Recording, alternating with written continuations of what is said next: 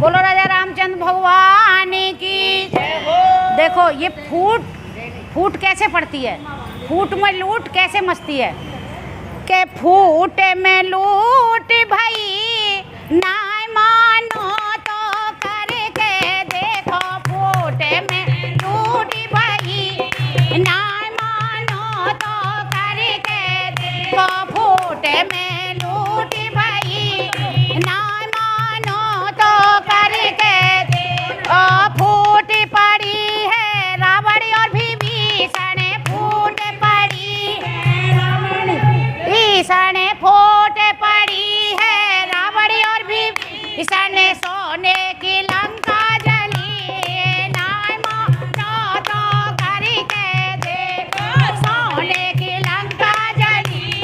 ना मानो तो करके देखो, फूट में लूट भाई ना मानो तो करके देखो, फूट में लूट भाई ना मानो तो करके देखो। फूट पड़ी है भैया भैयन में, फूट पड़ी है भैया भैयन में, फूट पड़ी है भैया भैयन में, दुश्मन के मन की हुई